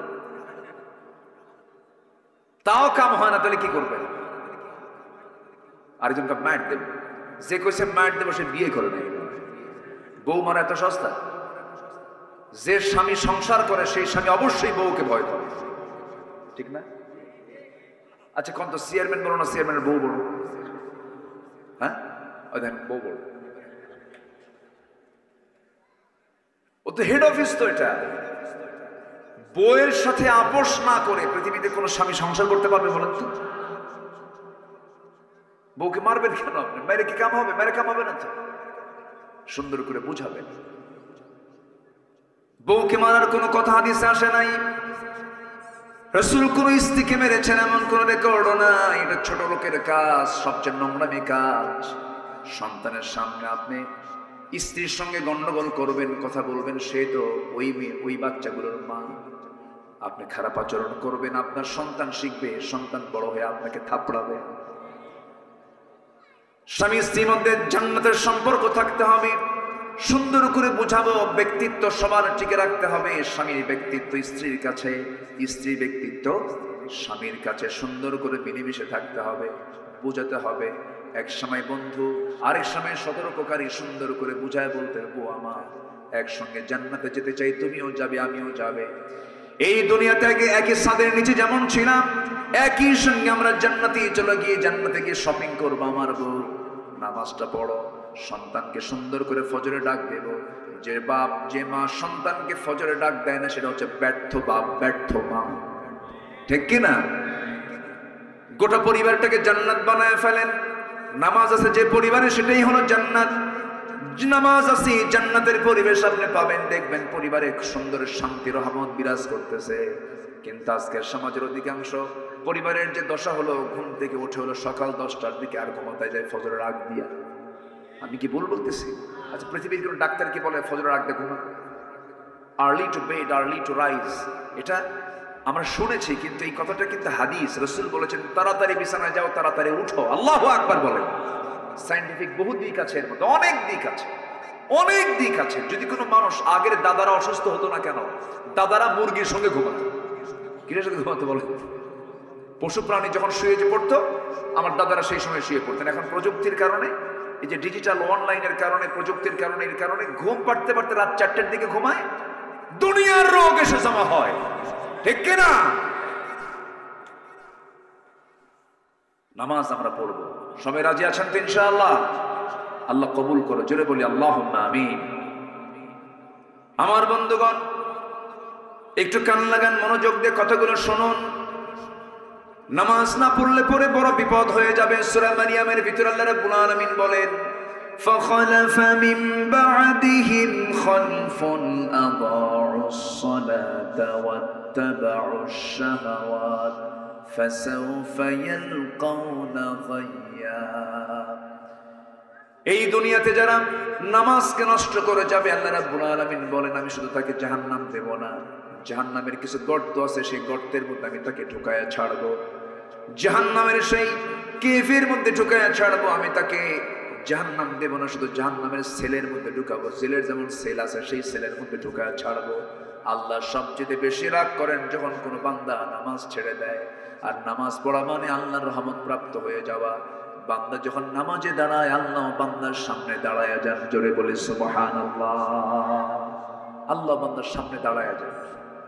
বান্দা যখন সূরা পড়ে, বান্দা যখন আয়াত পড়ে, আলহামদুলিল্লাহি রাব্বিল আলামিন, আল্লাহ বলেন হামিদানি আবদি। আর রহমানির রহিম যখন বলে, আথনা আলাইয়া আবদি। মালিক ইয়াউমিদ্দিন যখন বলে, মাজ্জাদানি আবদি। ইয়্যাকা না'বুদু ওয়া ইয়্যাকা নাস্তাঈন পর্যন্ত যখন বান্দা বলে, আল্লাহ বলেন হাদা বাইনি ওয়া বাইনা আবদি ইহদিনাস সিরাতাল মুস্তাকিম থেকে শুরু করে নিয়ে ওয়ালাদ-দাল্লিন পর্যন্ত যখন বান্দা বলে ফেলে, আল্লাহ বলেন বান্দার এতক্ষণ ধরে যা যা চাইলে সমস্ত চাও কবুল করে নিলাম। রুকুতে গেলে পর আল্লাহ অস্থির হয়ে যান। সেজদায় গেলে আল্লাহ রাব্বুল আলামিন তার তামাম জিন্দেগীর গুনাহগুলো মাফ করে দেয়। সবাই কি নামাজ পড়তে রাজি আছি? একা না পরিবার সহ? বউ যদি নামাজ না পড়ে সেই ক্ষেত্রে আমরা সুন্দর করে বোঝাবো, সন্তানদেরকে বোঝাবো। তবে 4টা কারণে বউকে মারা জায়েজ। কয়টা কারণে বলেন? কি মারবেন এজন্য? শুনবেন? ও দেখেন কি আগ্রহ, দেখেন। এটা একটা আমাদের দেশে একটা রোগ আছে কিন্তু, তাই না? কিছু হলে থাপ্পড় মারে। এটা কেমন যেটা আপনি বোঝেন না যে এই মহিলাটা আমি বিয়ে করলাম, ওর বাপ মা ভাই বোন বাড়ি সব ছেড়ে চলে আসছে আমার কাছে, আমার গায়ে আল্লাহ তাআলা একটা শক্তি বেশি দিয়েছে বলে আমি থাপড়াবো? এটা কেমন কথা? এটা কোনো মানবতার কাজ না। এটা আপনি কেন মারবেন তাকে? এটা অজ্ঞতা, মূর্খতা। এটা প্রায় এটা হরদম কিছু হইলেই হাঁকায় দিছে থাপ্পড় গাল যেতে না, এটা কখনো করা যাবে না। 4টা কারণে স্বামী তার স্ত্রীকে শাসন করতে পারবেন। শর্ত কিছু আছে। নাম্বার 1, নামাজ যদি না পড়েন, রোজা যদি না রাখেন, স্বামীর আনুগত্য যদি না করেন, বৈধ আনুগত্য যদি না করেন, স্বামী যদি ফেরাউন মার্কা হয়, স্বামীর আনুগত্য করা যাবে? নাম্বার 4 হলো পর্দায় যদি না থাকেন। তবে হ্যাঁ, এই যে আপনি শাসনটা করবেন, শাসন করতে গেলে 1.5 হাত লাঠি হাতে নেওয়া যাবে না। পকেট থেকে একটা মেসোয়াক বের করতে পারেন, 9 ইঞ্চি মেসোয়াক, তা দিয়ে মাথায় মারা যাবে না, চুল টানা যাবে না, নাকে মারা যাবে না, মুখে মারা যাবে না, কপালে মারা যাবে না, বুকে মারা যাবে না। মারবেন কোন? মারার জায়গায় শেষ। চান্সে ছিলেন, উপায় নাই। 9 ইঞ্চি মেসোয়াক দিয়ে যদি কারোর সামনে আপনি একটু মারতে নেন, সবাই বলবেন মারে না আদর করে। বলেন? আমার মায়েরা খুব খুশি, হুজুর আমাদের কলিজায় পানি ছিল না, কেবল কলিজায় পানি আসে। পরিবারটাকে জান্নাত বানায় ফেলেন। দিন নিয়ে আসেন, কোরআন নিয়ে আসেন, দর্স নিয়ে আসেন, হাদিস নিয়ে আসেন, ইসলাম শিখান, দিন বুঝান, নৈতিকতা শিক্ষা দেন। বুড়ো বয়সে এই সন্তানগুলো আপনার খাদেম হয়ে যাবে। কে বলেছে ডিওএইচএস, বাড়িধারা, ধানমন্ডি, গুলশান এগুলোর শান্তির জায়গা? কে বলেছে? কোথাও শান্তি নাই। সেখানে শান্তি থাকতে পারে যেখানে ইসলাম থাকতে পারে। যেখানে ইসলাম আছে সেখানে কি আছে? শান্তি আছে। আল্লাহ তুমি সবাইকে বোঝার তৌফিক দিয়ে দাও। জোরে বলে আমিন, আরো জোরে আমিন। জাহান্নামে যাওয়ার 4টা কারণ বললাম, আরো একটা কারণ, আরো 6টা কারণ আমি সূরা মারিয়াম থেকে বলবো, যদি আপনি শুনতে আগ্রহী হন। আগ্রহ আছে তো সবার? জোরে বলে ইনশাআল্লাহ। আমার বন্ধুগণ, একটু মনোযোগ দিয়ে সবাই শুনুন কথাগুলো। আল্লাহ রাব্বুল আলামিন নামাজ যারা নষ্ট করবে, আল্লাহ রাব্বুল আলামিন তাদেরকে খাই নামক গর্তের মধ্যে ঢুকাবেন। আরেকটা কারণ হলো আত্তাবাউশ শাহাওয়াতি ফাসাউফা ইয়ালকাউনা গায়্যা, এবং যারা মন যা চায় তা করবে, আল্লাহ রাব্বুল আলামিন তাদেরকে খাই নামক গর্তের মধ্যে ঢুকাবেন। মন যা চায়, মন তো ভালো কিছু চায় না, এদেরকে আল্লাহ রাব্বুল আলামিন জাহান্নামের গর্তের মধ্যে ঢুকাবেন। বলুন তো, সত্যি করে বলুন তো, দেশের মানুষ ভাত বেশি খায় না বিড়ি বেশি খায়? হ্যাঁ, আমি কি ভুল বলতেছি? এই ছেলেবেলায় কি কথা বলুন আব্বা, নড়াচড়া করো না। আপনারা এতক্ষণ ছিলেন কোথায়? লোকগুলো তো ছিল না এখানে। কেমনে যে সব একত্রিত হয়ে গেলেন, বলি আলহামদুলিল্লাহ। লোক এখন আসার উপরে আছে, দেখে আসুক। আমার দেশে তো জুমার আজান হয় 12:30, আর মুসল্লি হাজির হয় 1:29:29। যে সময় মতো আসলে একটু ভালো হতো। আমি তো অনেক আগে অনেক কথাগুলো বলে ফেলেছি, এবং যিনি সবার শেষে আসবেন তিনি বলেন, হুজুর কি ওয়াজ করেন কিছুই বুঝলাম না, কিন্তু আসছে কিন্তু সবার শেষে। একটু শুনি কথাগুলো। তাহলে ভাত বেশি খায় না বিড়ি বেশি খায়? আবার মাহফিলে এসে কি বলে জানেন? হুজুর বিড়ি খাওয়া কি জায়েজ আছে? মানে উনি জায়েজের চেষ্টায় আছেন, আরো যেটাকে জায়েজ করা যায় কেমন। পৃথিবীর কোন ডাক্তার, কোন চিকিৎসক কি বলে যে বিড়ি খেলে পরে আপনার জন্য ভালো? আচ্ছা বলে ভালো ভালো বলে? বরঞ্চ এই নেশার কারণে একটা বিশাল একটা অংশ আমার দেশে প্রতি বছর ক্যান্সারে মারা যাচ্ছে। তাহলে বিড়ি খেলে কি হয় বলেন? কি হয়? ক্যান্সার হয়ে যায়। তাহলে লাঞ্চটা দিল কে? বিড়ি খায় এই লাঞ্চ নষ্ট করলো কে? আল্লাহ। ভালো করে রাখুন, কে নষ্ট করলো? তা আল্লাহ কি ধরবেন না আপনাকে? আল্লাহ বলবেন আমি তোরে সুস্থ লাঞ্চ দিলাম, তুই ওর মধ্যে ধোঁয়া ঢুকালি কেন? তুই কেন ঢুকালি ধোঁয়া? কেন ঢুকালি? জবাব দে। কি জবাব দেবেন আপনারা? ওয়ালা তুলকু বিআইদিকুম ইলা তাহলুকা, নিজকে তুমি ধ্বংসের দিকে ঠেলে দিও না। কার কথা? আল্লাহর কথা। পান খান। আমি আমার দাদার মুখের পান খেয়েছি। দাদা বুড়া ছিলেন, পান আমার মুখে লাল। আমার দাদা তো ওই সেই পান চাবায় চাবায় আমার মুখে দিতেন, আমার মনে আছে এখন। রস, পানের রসের ভিতরে খেতে পারেন, পান খান, কিন্তু পানের সাথে আবার হাকিমপুরি রহমতুল্লাহ আলাইহি কেন? ভাবতেছেন আমি ছাড় দিচ্ছি? কোনো দিকে বাদ দিচ্ছি না। হাকিমপুরি বাদ দেন, একই পাতা তো, একটা পাতা পুড়ে খায় আর এটা কি চাবায়া খায়, একই রোগ, একই সমস্যা। কোন নেশার কাছে ইমানদার যেতে পারে না। কিয়ামতের দিন যদি আল্লাহ বলেন তুই যে বিড়ি খায়া, তুই যে লাঞ্চ নষ্ট করে তুই আগে মরলি, আল্লাহ যদি বলেন তুই ক্ষুদ্র আত্মহত্যাকারী, আল্লাহ ধরতে হতে পারে। ধরতে পারেন না? ধরতে পারেন না? ধরতে পারেন। আপনি জানেন যেটা এটা চরম ক্ষতিকর শরীরের জন্য, আপনি খাবেন কেন? আমাদের প্রায় প্রশ্ন করো যে বিড়ি খাওয়া কি জায়েজ আছে? বিড়ি খাওয়া জায়েজ না না জায়েজ এটার চাইতে আমাদের বেশি জবাব দিতে পারবেন ডাক্তার, ঠিক আছে না? ডাক্তাররা বলবেন যে এটা ক্ষতির কারণ। যেটাই ক্ষতি সেটাই হারাম, যেটা ক্ষতি সেটা কি হারাম। মনে হয় অনেক কষ্ট দিয়ে ফেললাম আপনাদের। হুজুর এটা শেষ জীবনে বিড়ি খাচ্ছিলাম, তাও হুজুর আপনার এত হিংসা হলো, এই বিড়ির বিরুদ্ধে লাগলেন আপনি? না বাবাজি, খাবো না। 80 বছর বয়স, বিভিন্ন মাহফিলে যাইতে, বিভিন্ন মেলা হয়, লোকের গ্যাদারিং হয়, চা খেতে বসে দেখি অনেক বুড়া মানুষ, 70-80 বছর হয়ে গেছে, কি টানটা মারে। ওই টান দেখে মনে হয় সে জান্নাতে গিয়েও বিড়ি যাবে, এমন ভাবসা। আল্লাহ জান্নাতে এরকম পচা জিনিস রাখবেন না। জান্নাতে রাখবেন আল্লাহ পাক 4টা নহর। কয়টা নহর বলেন তো? 4টা নদী রাখবেন, 4টা ঝর্ণা রাখবেন। 1 নম্বর হলো স্বচ্ছ পানির নহর রাখবেন। নাম্বার 2 হলো মধুর নহর রাখবেন। যে মধুর ব্যাপারে আজকে কথা বললাম, এটা জান্নাতের খাবার, জোরে বলে সুবহানাল্লাহ। নাম্বার 3 হলো দুধের নহর রাখবেন। আর নাম্বার 4 হলো শরাবের এক স্পেশাল শরাব সেখানে থাকবে, যে শরাবটা জান্নাতের শরাব। দুনিয়ার শরাব, দুনিয়ার মদ খেলে পরে লাংস পচে যায়, লিভার পচে যায়, চোখ লাল হয়ে যায়, মাতাল হয়ে যায়। কিন্তু জান্নাতের শরাব যখন বান্দা পান করবে, সে কখনো বুড়া হবে না, তার যৌবন শক্তি ডাবল থেকে ডাবল হয়ে যাবে। জোরে বলে সুবহানাল্লাহ। আমার বন্ধুগণ, জাহান্নামে যাবার আরেকটা কারণ আমরা শিখে নিলাম। 4টা তো শিখেছি আমরা।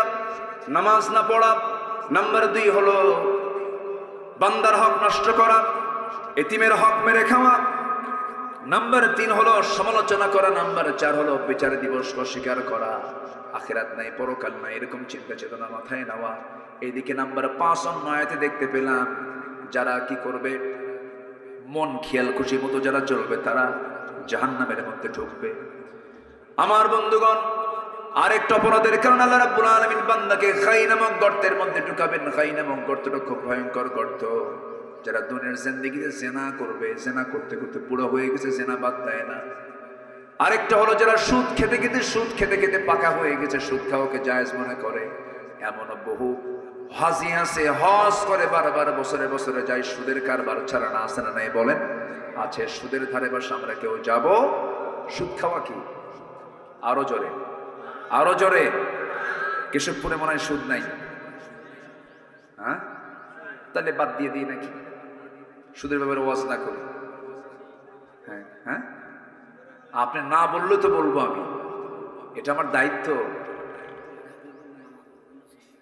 জি না, কেউ যাবে না, আছে সমস্যা, আপনি তো পেরেশান হয়ে না, কেউ যাবে না ইনশাআল্লাহ।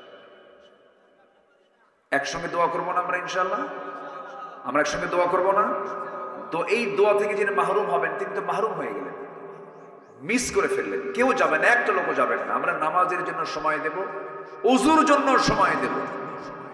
আমি উঠেছি, আপনার আসতে দেরি করেছেন, এই জন্য আমি একটু ঠান্ডা মাথায় আস্তে আস্তে আসছি, যে লোকজন একটু চলে আসুক, আমিও ঠিক মতো সময় মতো মঞ্চে গিয়ে উঠবো ইনশাআল্লাহ। তো আমরা যদি একটু আজকে একটু বিলম্বে নামাজ পড়ি, অসুবিধা আছে?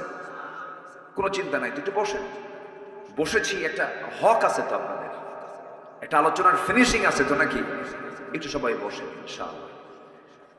সুদ এটা একটা মহামারী আকার ধারণ করেছে। সুদের সর্বনিম্ন গুনাহ হলো নিজের মার সঙ্গে জেনা করা। জোরে বলি নাউযুবিল্লাহ, আরো জোরে নাউযুবিল্লাহ। আচ্ছা, এরপরে জেনা করা, এই জেনা জাহেলি যুগের কাজ ছিল, এই নেশা জাহেলি যুগের কাজ ছিল। তাহলে এই নেশা, এই জেনা, এই সুদ, এই তিনটাই ছিল হলো আবু জেহেলের সমাজের বৈশিষ্ট্য। এই তিনটা কি আমার দেশে আছে না নাই? কারণ এই তিনটাই কি আমার দেশে এখনো আছে? ছিল, আগে ছিল কিনা বলেন? এখনো আছে, সামনে থাকুক। সবাই কি চান? যদি না চান তাহলে এটা কেমনে সরাবেন বলেন? এখানে কিছু করণীয় আছে, তার মানে কেমনে এগুলো সরবে এটার জন্য আমাদের চেষ্টা করার দরকার আছে না নাই? আমার নবী যে সময় নবুয়ত পান নাই সে সময় ওই সমাজে ছিল, জাহেলি যুগে ছিল। রাসূল যখন নবুয়ত পেয়েছেন, দায়িত্ব যখন পালন করেছেন, সুদ কি সমাজে রেখেছেন? জেনা রেখেছেন? বলেন রেখেছেন? সুদের কারবার, জেনার কারবার, মদের কারবার সব বন্ধ করে দিয়েছেন। আমরা তার উম্মত, আমরাও সমাজ এগুলো রাখতে দেব না। এগুলোকে বন্ধ করার জন্য আমাকে আপনাকে চেষ্টা করতে হবে। সাহায্য করবেন কে? সাহায্য করবেন কে? আল্লাহ সাহায্য করবেন। এগুলোকে বন্ধ করার জন্য চেষ্টা করতে হবে। আমার ভাইয়েরা, তাহলে যারা জেনা করবে, মদ্যপান করবে, সুদের কারবার করবে, আরেকটা হলো যারা পিতামাতার অবাধ্য সন্তান হবে, পিতামাতার যারা সেবা করবে না, পিতামাতার মনে হয় সেবা না করা মানুষ মনে হয় এই কেশবপুর মনিরামপুরে নাই। আসতে বলবেন না, আছে না নাই? সকল তথ্য আছে কার কাছে? এই যে এই যে আল্লাহ তো আছে, এই যে বসে আছে। প্রায় কিন্তু দরবার করা লাগে। বইয়ের খাবার জোটে, ছেলে মেয়ের খাবার জোটে, মায়ের খাবার জোটে না, এমন পরিবার আছে না নাই? 4 ভাই মিলে এক মাকে ভাগ করে নেয়, ভাগ করে নেয়। এত বড় ছোট লোক! 4 ভাই মিলে এক মাকে ভাগ করে নেয়। তুই 7 দিন, তুই 7 দিন, তুই 7 দিন, তুই 7 দিন। আছে না? আছে না? আছে না? লজ্জা নাই এগুলো? আমার মাকে বলতে হবে, মা তোমার কোন ঘর পছন্দ সেই ঘরে ঢুকবা, তুমি সেই ঘরে থাকবে। 7 দিন ফকিরের মতো ঘুরায় নেয়। এটা কেন? ওষুধের টাকা দরকার একজন দেয়, আমি এত দিলাম, তুই দে, তুই দে, আমি দেব না, তুই দে। এগুলো লেগে যায় কেন? কেন এগুলো লাগবে? আমার মা যখন আমাকে দিয়েছেন, দুধ দিয়েছেন, তিনি কি পরিমাণ করে দিয়েছেন? এগুলো করেন কেন? এগুলো করা যাবে না। বড় দুঃখ, কষ্ট এটা। নাটোরে মাহফিল ছিল আমার, এক বৃদ্ধা মা, 72 বছর বয়স, কাপা কাপা লেখা তিনি দিয়েছেন আমাকে, একটা চিঠি দিয়েছেন, অনেক কষ্টে পাঠায় দিয়েছেন। আমাকে সালাম জানিয়ে বললেন, হুজুর আমার বয়স 72, 72 বছর বয়স, আমার 3টা ছেলে, একটা মেয়ে, মেয়েটাকে বিয়ে দিয়েছি, আমার ছেলে 3টাই বিয়ে করে নিয়েছে, 3টার ঘর আমার ঘরের চতুর্পাশে, আমার মাঝখানে ঘর, আমি নিজের রান্না নিজে করি, আমার ছেলেদের 3 ঘরের রান্নার গন্ধ আমার নাকে এসে ধাক্কা খায়। হুজুর আপনি আমার জন্য দোয়া করবেন, আমার সন্তানদের জন্য দোয়া করবেন, তাদের কলিজা যেন একটু নরম হয়। অথচ ইমাম ছোট্টবেলায় একই হাড়িতে ওই 3টা ছেলে সহ মেয়ে সহ গোটা পরিবারকে একই হাড়িতে রান্না বান্না করে খাওয়াইছেন। অথচ 3টা ছেলে হওয়ার পরও 3টা হাড়িতে এক মার খাবার জোটে না। আমি কি ভুল বললাম রে ভাই? এই সমস্ত আচরণ যারা করবে, আল্লাহ রাব্বুল আলামিন বলছেন আমি তাদেরকে জাহান্নামের খাই নামক গর্তের মধ্যে ঢুকায় ছাড়বো। যারা মিথ্যা সাক্ষী দিবে তাদেরকে আমি জাহান্নামের খাই নামক গর্তের মধ্যে ঢুকায় ছাড়বো। আমার বন্ধুগণ, এই সমস্ত অপকর্ম থেকে আমরা বাঁচবো, ভালো লাইনে চলে যাব। আজকের থেকে সিদ্ধান্ত নেব, কাউকে ঠকাবো না, কাউকে হিংসা করব না, কারোর সাথে অহংকার করব না, গীবত শিকায়তের দিকে যাব না, মিথ্যা সাক্ষী দেব না, কোনো জিনার কাছে যাব না, অবৈধ ইনকাম কোনো পথের দিকে পা বাড়াবো না, সত্য কথা বলবো। নামাজ আজকের থেকে জীবনে ছেড়ে দেব না। আল্লাহ বলছেন বান্দা তুই আমার জান্নাতে চলে যা। জোরে কোন সুবহানাল্লাহ। নামাজ 5 ওয়াক্ত করবেন কারা কারা একটু হাত তুলে দেখান দেখি। জোরে বলি ইয়া আল্লাহ। একটু জোরে বলেন না ভাই, ইয়া আল্লাহ। আমাদেরকে 5 ওয়াক্ত সালাত আদায় করার তৌফিক তুমি আল্লাহ দিয়ে দাও। জোরে বলি আমি, আরো জোরে আমিন, আরো জোরে আমিন। কষ্ট দিয়ে ফেললাম মনে হয়, হুজুর মাহফিলের সাথে বেকায়দায় পড়ে গেল। উজুর পানি ঠান্ডা, শেষ রাত্রে ওঠা যায়? হয়তো এরকম চিন্তা করতেছেন নাকি আপনারা? আমরা নামাজ পড়বো, পরিবারকে নামাজের পরিবার বানাবো। জোরে বলি ইনশাআল্লাহ। মসজিদে একা যাবো না, বাচ্চা কাচ্চা নিয়ে যাব। যদি 4 বছর হয়, আসতে বলেন কেন? কি বলেন? 4 বছর হলে কি করব? 5 বছর, 6 বছর নিয়ে যাব। দুধ খাওয়া ছাড়া মাত্র, মার দুধ আর খায় না, নিয়ে যাবে। কিছু বুড়ো চাষা আছে, ডিস্টার্ব করে। আছে না এরকম? আছে না? এই এত আওয়াজ কেন? এই এরকম স্যানভান করেন, এরকম আছে না? এরকম আছে? বলবেন চাষা আপনি চুপ করে থাকেন, একটা আওয়াজ করবেন না। ছোটবেলাতে নামাজে পড়েন নাই, কি কথা বলেন? চুপচাপ থাকবেন।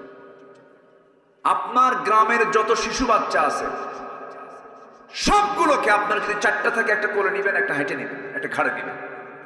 সব নিয়ে, ছেলে হোক মেয়ে হোক, মসজিদে ঢুকে পড়বে।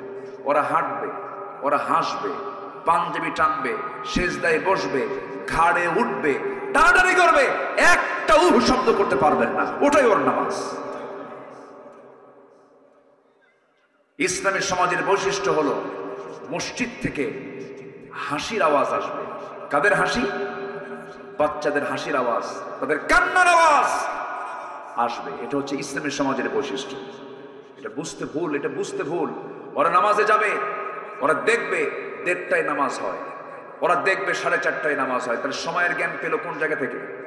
নামাজ থেকে। ওরা দেখবে এক ইমামের পেছনে সব নেতৃত্ব মেনে নিচ্ছে, তাহলে নেতৃত্ব শিখবে কোন জায়গা থেকে? নামাজ থেকে। ওরা দেখবে ইমাম যা করে মুসল্লি তাই করে, ইমাম কথা বলে না, মুসল্লিও কথা বলে না। ইমাম বক্তব্য দেয়, সবাই চুপ করে থাকে। শিখবে শৃঙ্খলা, শিখবে সময়ের জ্ঞান, শিখবে ভদ্রতা, শিখবে আদব আখলাক। সব নামাজ, নামাজ, নামাজ। আল্লাহু আকবার। রাজি আছেন সবাই? আল্লাহ কবুল করুন। আজান হয়ে গেছে মনে হয়, আজান হয়ে যাচ্ছে। জি, আমি সবার কাছে একটু উদাত্ত আহ্বান জানাবো। আমার কাছে এটা আরো আধা ঘন্টা আগে দিছে, মাঝে মাঝে ঘুতাচ্ছে আমার। তো আমি আটকে রাখছি আপনাদের সম্মানে, যে আমি উঠলাম, আমি আলোচনা ফিনিশিং না দিলাম, এটা বলি কেন? কেউ উঠবেন না, কিন্তু আপনি দেন বা না দেন, কেউ উঠবেন না। আরেকটা বিষয় আমি কথা বলতে চাই, সেটা হলো মাদ্রাসায় সন্তান দিলে কি ওর জীবন নষ্ট হয়ে যাবে এরকম মনে করেন আপনারা?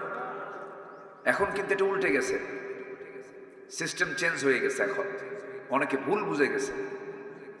এমন কিছু শিক্ষা ব্যবস্থা আমার দেশে ব্যক্তিগত উদ্যোগে হলো শুরু হয়েছে। একটা ছেলে মাদ্রাসায় পড়বে, পরে সে ডাক্তার হতে পারবে, ইঞ্জিনিয়ার হতে পারবে, সবকিছু হতে পারবে। সে কি হবে? হাফেজ ডাক্তার হবে, আলেম ডাক্তার হবে, আলেম ইঞ্জিনিয়ার হবে, আলেম জজ হবে, আলেম অ্যাডমিনিস্ট্রেশন চালাবে। সে রডের বদলে বাঁশ দেবে না, সে ভালো ইঞ্জিনিয়ার হবে। নৈতিকতার শিক্ষা ছাড়া একটা মানুষ কখনো ভালো পরিপূর্ণ মানুষ হতে পারে না। আর নৈতিকতা আছে কোথায় বলে? কোরআনে আছে। মাদ্রাসায় দিবেন, সন্তানকে দিয়ে দিবেন।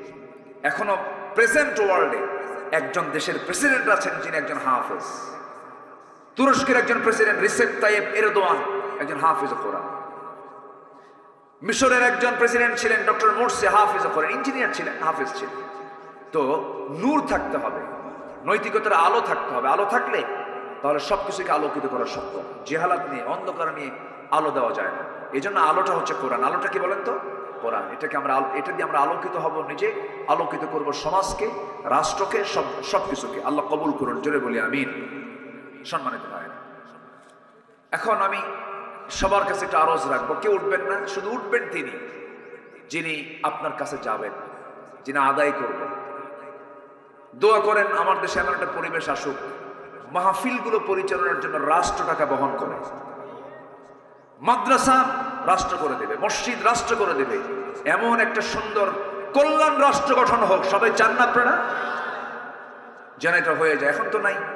এখন আমার আপনার লাউ বেচার কদু দিয়ে চালাতে হয়, লাওয়ার কুদুবেসের টাকা দিয়ে চলে। এই যে মুক্ত মাদ্রাসাগুলো চালু হয়েছে, শিক্ষকদের সীমিত বেতন, ছাত্রদের কোনো কিছু নেওয়াই হয় না। এতিমখানা না এটা, এতিমখানা হেফজখানা একদম অনেক কষ্টে চলে।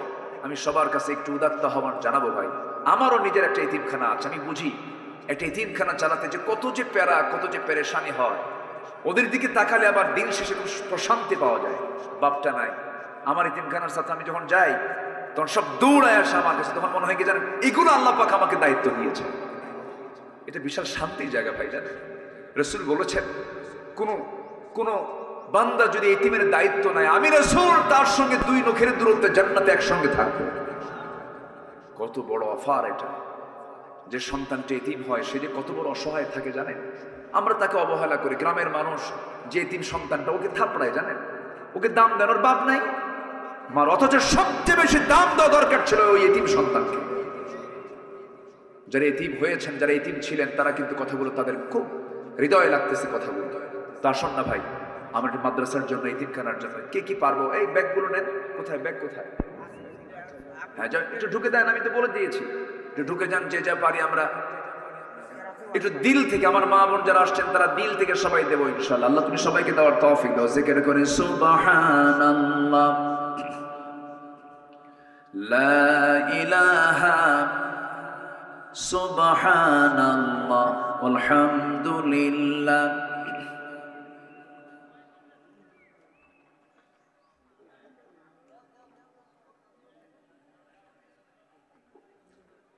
জি, হাত আছে যার, দান হতে হবে তার।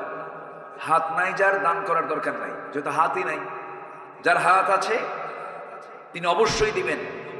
2, 4, 5, 10, 20, 50, 500, 1000, যে যা পারেন সবাই দিবেন ইনশাআল্লাহ। যে আল্লাহ তুমি সবাইকে দিল থেকে দেওয়ার তৌফিক দাও। কেউ উঠে মাহফিলের পরিবেশ নষ্ট করবেন না, কেউ উঠবেন না, দয়া করে কেউ উঠবেন না, একটা লোক উঠবেন না, বসুন, আমরা একসঙ্গে দোয়া করব। জি, আর যদি কেউ এমনি লিখে দিতে চান, খাতা আছে, দিয়ে গেলেন, হয়তো আপনি কিছু টাকা দিয়ে গেলেন এককালীন, যে আমি এটা দেবো।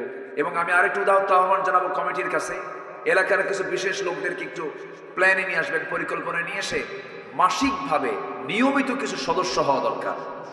নিয়মিত দানটার ভিতরে বরকত বেশি পাওয়া যায়। হ্যাঁ জি জি, রেজাউল করিম সেক্রেটারি জামাত ইসলামী না, উনি দিয়েছেন 1000 টাকা। আল্লাহ কবুল করো, নেক নিয়ত মঞ্জুর করো, আব্বা আম্মাকে মাফ করো, জোরে বলি আমিন। তা আমি সবার কাছে একটু দায়িত্ব আহ্বান জানাবো যে এই মাদ্রাসা কেন্দ্রিক এই এলাকায় যারা বসবাস করেন, একটা কমিটি করে দিয়ে, একটা সদস্য সংখ্যা করে দিয়ে, সদস্যের একটা তালিকা করে সবার কাছে যদি মাসে মাসে যদি একটা ইয়ানত জাতীয় যদি ধরা হতো, অনেক উপকৃত হতো। আল্লাহ তুমি 313 সদস্য একটা কমিটি এই মাদ্রাসার জন্য বরাদ্দ করে দাও, জোরে বলি আল্লাহুম্মা আমিন। 313 একটা বরকতি সংখ্যা। বদরের যোদ্ধার সংখ্যা ছিল কত বলেন তো?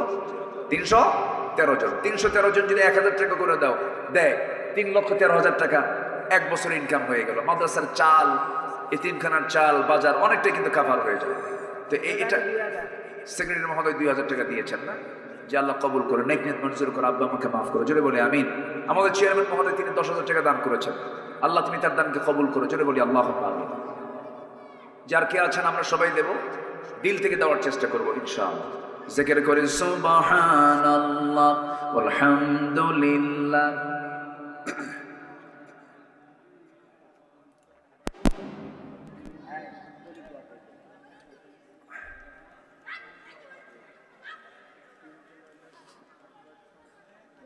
আরো জোরে লা ইলাহা। যে আমরা দোয়ার দিকে যাব, আজান হবে, নামাজ হবে, কিন্তু কেউ যাবেন না, আমরা দোয়া আগে করব। দোয়া করার পর এখানে নামাজের পরিবেশ মনে হয় নাই না? হ্যাঁ দেন, নিয়ে আসেন পাগড়ি, নিয়ে আসেন পাগড়ি এবং ছাত্র নিয়ে আসেন। এখান থেকে 2 জন হাফেজ হয়েছে, আলহামদুলিল্লাহ বলবেন না? জি, এদের জীবনের শ্রেষ্ঠ দিন আজকে। ওরা 30 পারা কোরআন মুখস্থ করা কি সহজ বলেন তো? একটু চেষ্টা করেন 1 পারা মুখস্থ করার জন্য। একটু বাড়িতে বসেন, 1 পারা মুখস্থ করবেন, দেখবেন যে গেছে, তাই না? কঠিন ব্যাপার। আলহামদুলিল্লাহ 30 পারা কোরআন সিনার মধ্যে, আলহামদুলিল্লাহ বলেন। এটা কম সম ব্যাপার, এটা আল্লাহ তাআলার খাস, এটা সিলেক্টেড। সবাই পারে না, এটা সবাই হতে পারে না।